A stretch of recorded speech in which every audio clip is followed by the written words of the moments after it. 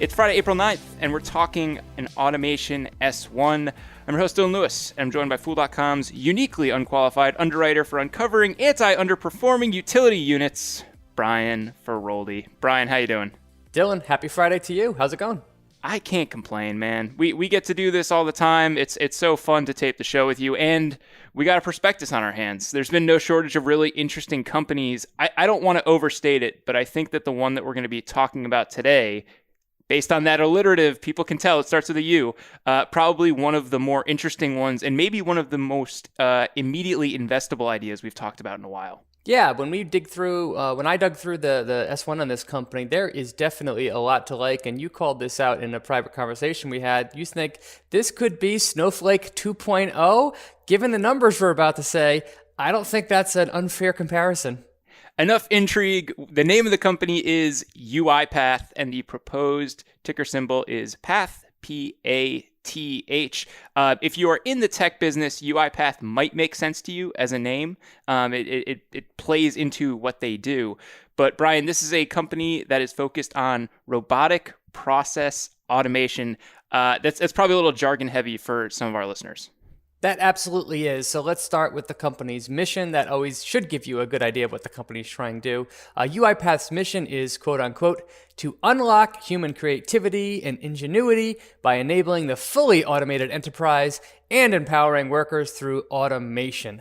In very simple terms, they provide automated software solutions that can be deployed and used by non-technical people, or to say it even simpler, they make software robots so that people don't have to be robots. Yeah, and it's kind of interesting to think of people as robots, and that might cause some people's brains to hurt a little bit with that classification. But I think breaking it down is helpful. RPA, the robotic process automation that they are focused on, this is really their core business and the enterprise issue that they are trying to solve. I want to get definitional here because I think it helps clarify what this is. So if you break this down, we have robotic, and this is something that is capable of being programmed by a computer to do a task. You have process, which is a series of steps that lead to an activity, and then you have automation, which is when a task happens without any human interaction. So if you put all of those together, you are taking something that's capable of doing something automatically, laying out the steps for how it does it automatically, and then allowing it to automatically happen without any human intervention. And when we do this, Brian, we are primarily focusing on very rote automated tasks that have been kind of worked out, and all of the workflow steps have been figured out.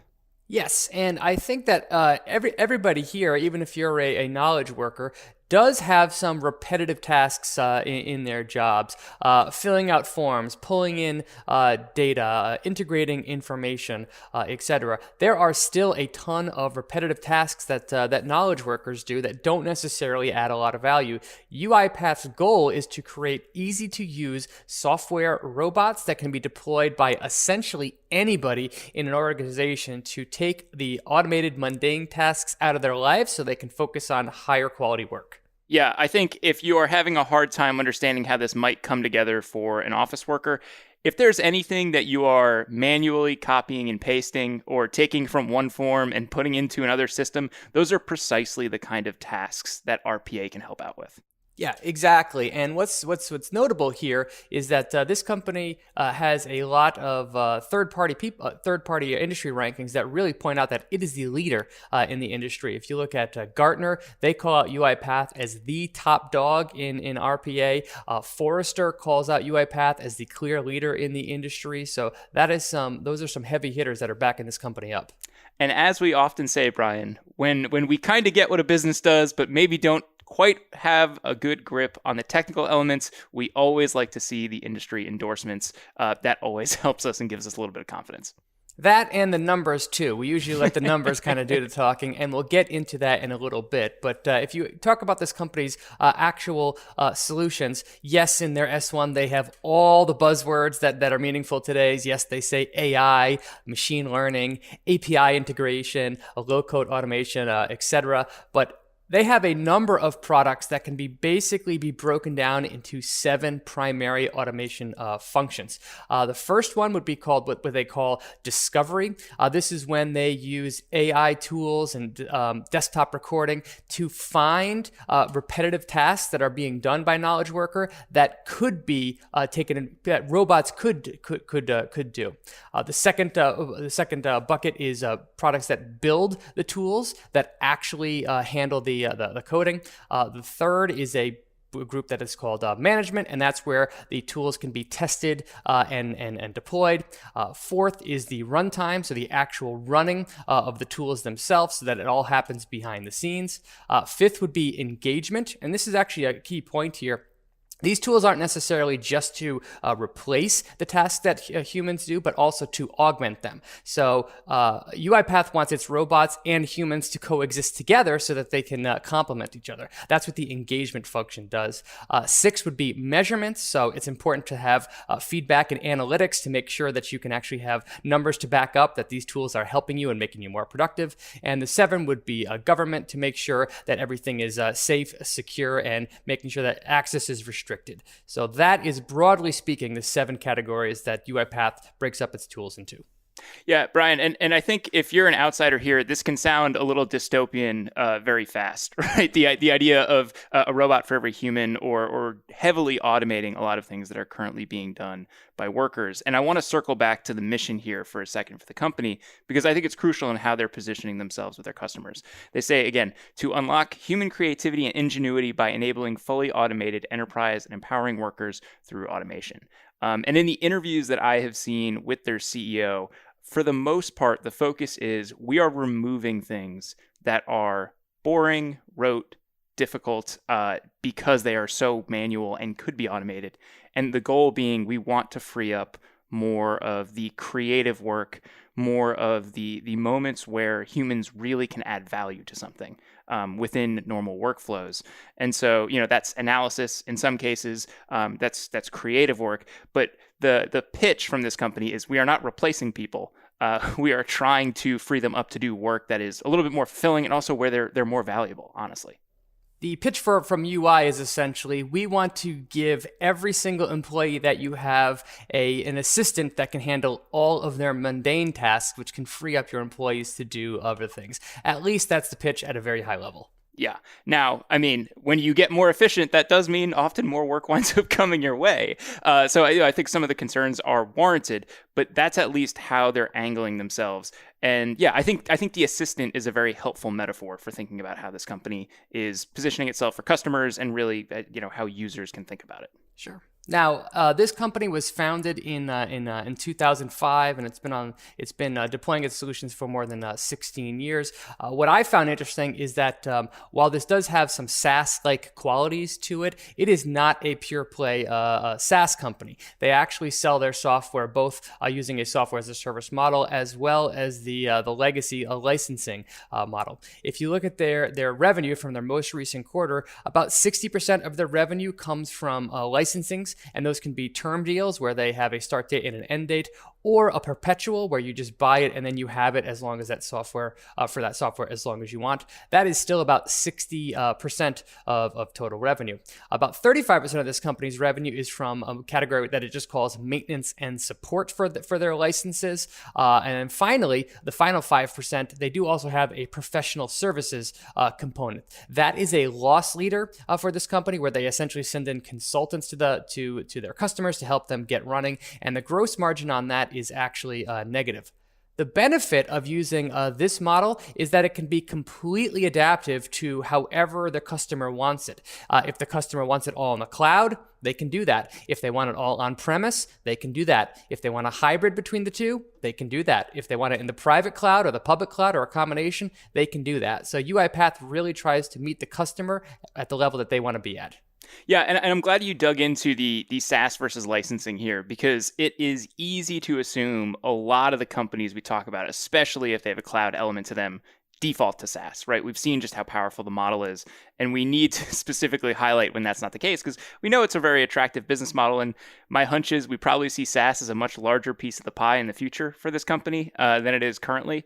But that's in some ways an opportunity for them and something that they'll probably be building to rather than kind of how they're currently comprised.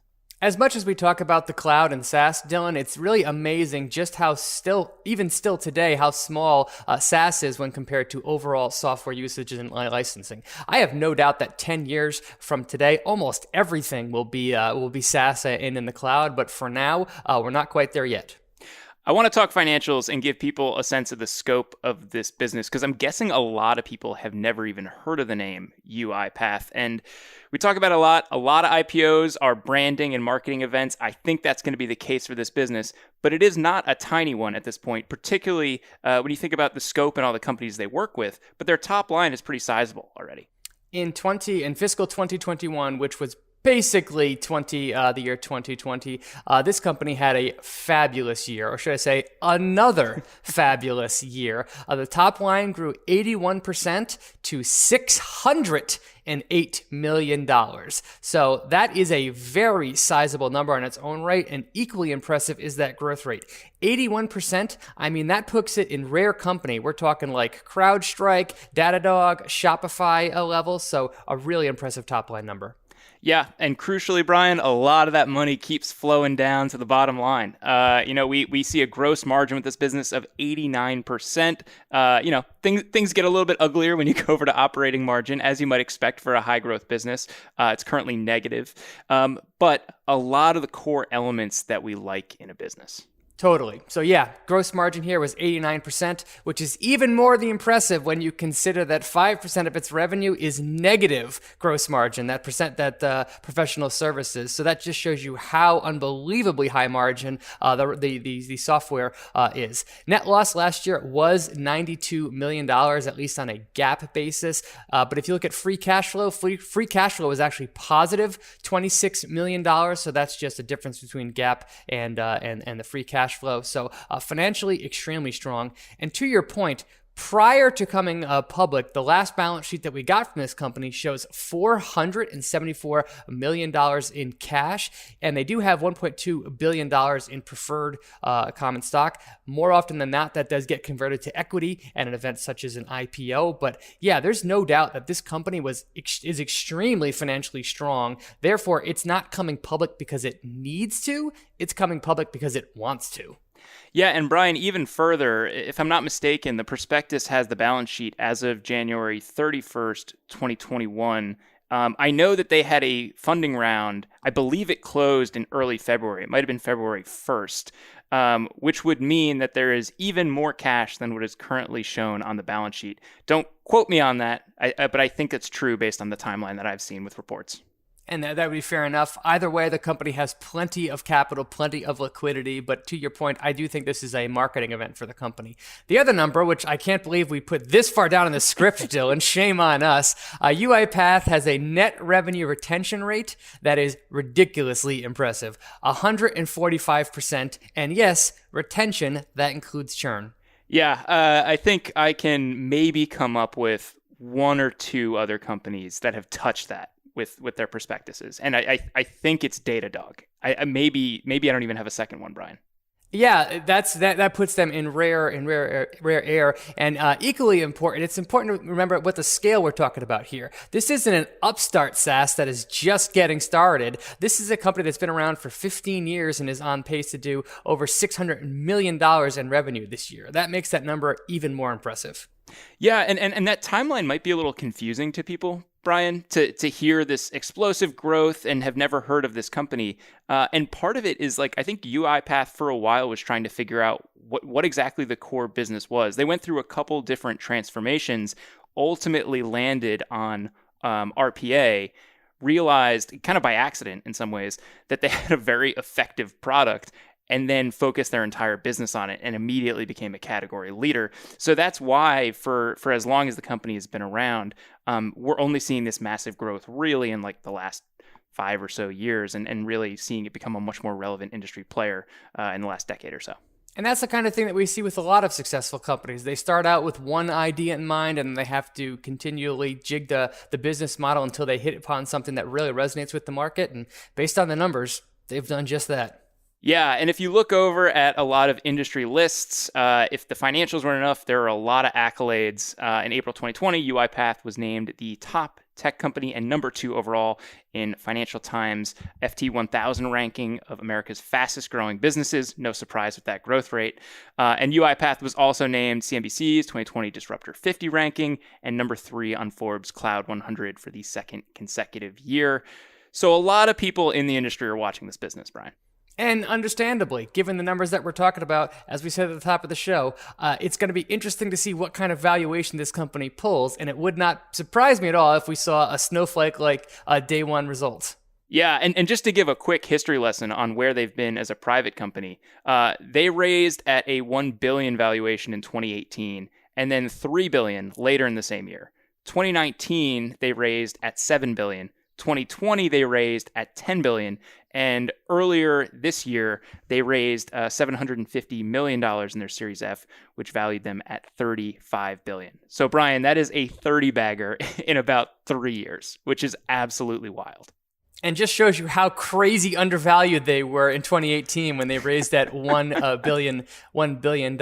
And yeah, if their current valuation, if their private valuation is $35 billion, what kind of number are we going to possibly see? First off, at the IPO, and then when trading actually starts. I mean, Snowflake was a few hundred times sales, if memory serves. We're not anywhere in that ballpark, but could we be?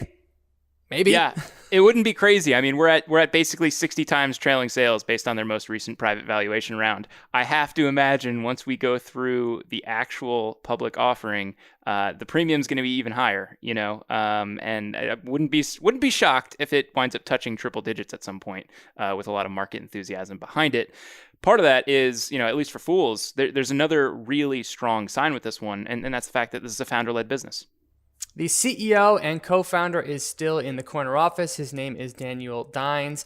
He founded this business 16 years ago in Romania, actually. And all the usual checks that we go through really suggest that he has done a fabulous job. Not only has the growth been absolutely torrid, not only are they hiring new customers and getting existing ones to spend more. UiPath also gets pretty darn good Glassdoor reviews. If you look over to Glassdoor, a few hundred people have given the CEO an 87% approval rating. The company itself gets 4 stars out of 5. And while we don't know the exact ownership breakdown for this company, that will be jigged around based on how many shares get converted, etc. We do see that Daniel Dines owns 100% of the Class B stock for this company. That is super voting stock that we've seen go to many founders, and he basically owns 100% of that. Prior to coming public, he controls 91% of the total voting power of the company. So this is going to be his company, but you can't say that he doesn't have skin in the game because he is going to own a significant amount of this business. Yeah, and it's hard to argue with the track record and the growth that we've seen so far. The more I read about this business, and you kind of mentioned this when we talked about the revenue and the top line, the scale they're operating on. The more I read, the more I'm amazed that I didn't know about this company before you pinged me with the S1 saying, let's talk about it, because they have some huge partnerships and they have a huge customer base already. Yeah, they've got almost 8,000 customers that they've signed on. And yes, they are targeting enterprises, and boy, have they landed some big ones. They claim to have 80% of the Fortune 10, 63% of the Fortune 500, and they have over 1,000 customers that will pay them over $100,000 in annual recurring revenue each year. This includes, right in their S1, they call out many big partners that we know: Adobe, Chevron, Chipotle, CrowdStrike, CVS, Takeda, Uber. So a wide range of customers that are in all facets of the market. I'm going to add an asterisk. I think it's 80% of the Fortune 100. That might be a typo in our outline because that's the number that sticks out to me. But either way, I mean, we're talking about a huge imprint in what we know to be businesses that have a lot of spend and certainly companies that benefit tremendously from precisely what they are offering. So it's a good sign for the industry and another kind of proof concept for them. In spite of all of that, having huge customer base already, having kind of massive contracts and installed bases in place already, Brian, there's still a really, really compelling revenue opportunity in front of them.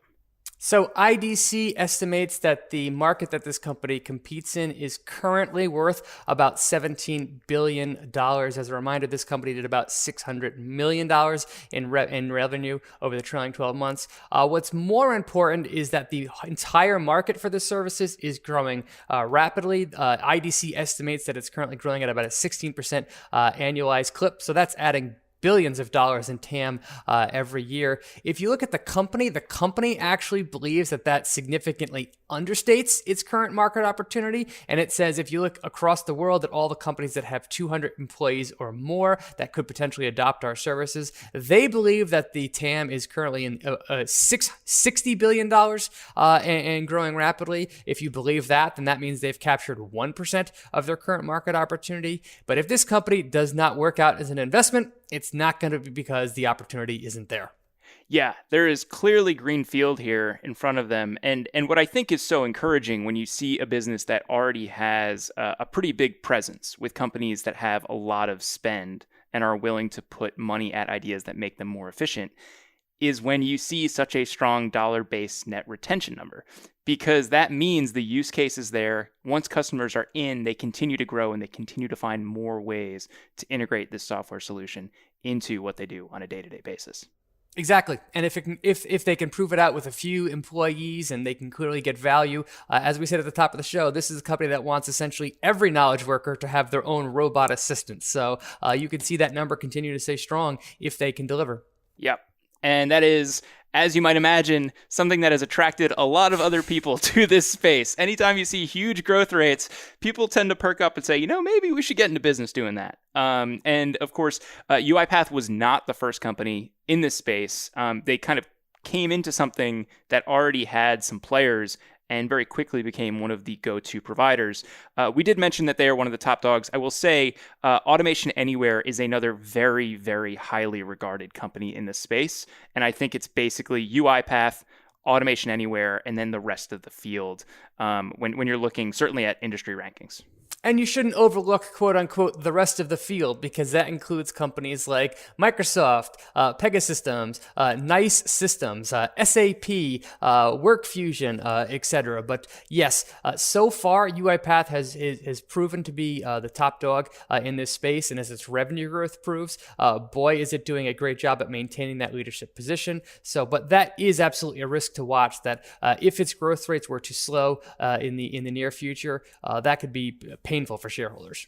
So, Brian, kind of putting all this together, we have a company that we are loosely calling Snowflake 2.0. And I think having gone through a lot of the core business numbers now, a lot of our listeners might even agree, this is a really compelling investing idea, right? High growth, great retention rates, interesting industry opportunity in front of them, founder-led business, seems like it has a really great culture.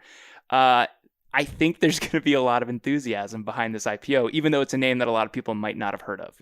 If you didn't know anything about the valuation, Dylan, is there a metric that we talked about that you did not like? No, it all looks great. The gross margin, the growth rates, the DABNR, it's all fantastic. Exactly. So yes, this company checks all of the boxes that I look for. There's actually no customer concentration risk. We didn't actually get into that before, but man, is this a compelling investment. The tricky thing is going to be Wall Street is clearly onto this name, and how big is the valuation for this company going to be after it comes public? I mean, man, was Snowflake priced at a very high number. There's no doubt in my mind that this thing is going to be too. If in the private markets it raised capital at 60 times sales, what's going to happen when it hits the public markets? So this is definitely a company that I'm going to watch. I'm going to put it on my radar. I probably won't be a day one buyer, but would I be a quarter 3 or quarter 4 buyer?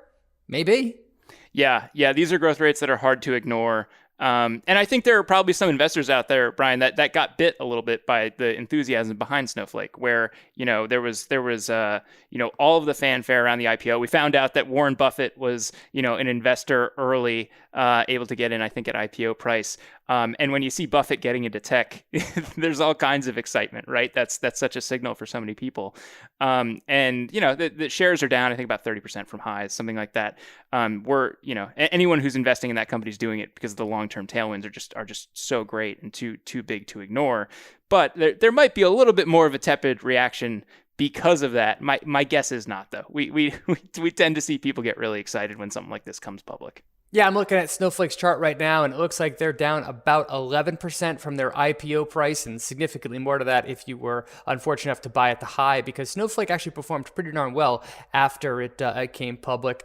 My problem, I never have a problem paying a very, very high valuation for a company. My problem is more just the pure market cap of this thing. Will this be a $100 billion company? Will it be a $70 billion company? Will it be a $50 billion company? That I don't know. I also don't know how big could this company become if everything just worked out beautifully. So how much truly upside is there for investors? If I was going to take a position in a company like this, I would have to believe that multi-bagger returns are possible. So either way, it's definitely going on my watch list. Yeah, same for me. And to your point, I mean, we know that this is going to be debuting in the tens of billions for valuation. We've seen a lot of companies go from 50 billion to 300 billion, and quality businesses seem to have a way of doing that. But it does mean that getting big fast is a little bit harder. And when you see growth rates like this, I mean, that's a hockey stick movement in its valuation over a very short period of time. I think it sets people up for really tough expectations when it comes to the performance of the company. Doesn't mean it's not a really high quality business, though. Very high quality business, and I understand why Wall Street is going to be excited about this thing. And hey, I'm happy we could talk about it today. Yeah, and you know what, Brian? If we see the news item that Warren Buffett winds up getting into UiPath, we will know that he is an industry-focused listener. That's exactly right. Actually, I would vastly prefer to see Charlie Munger takes a position in UiPath prior to coming public. Brian, we'll have to keep our eyes peeled for that. Thank you so much for joining me on today's show. Thank you, Dylan. Have a great weekend. You too. Listeners, that's going to do it for this episode of Industry Focus. If you have any questions or you want to reach out and say, hey, shoot us an email at industryfocus@fool.com, or you can always tweet us at MFIndustryFocus. If you want more of our stuff, subscribe on iTunes or wherever you get your podcasts. Spotify, Stitcher, you name it, we are there. As always, people in the program may own companies discussed on the show, and the Motley Fool may have formal recommendations for or against stocks mentioned, so don't buy or sell anything based solely on what you hear. Thanks to Tim Sparks for all his work behind the glass today, and thank you for listening. Until next time, Fool on.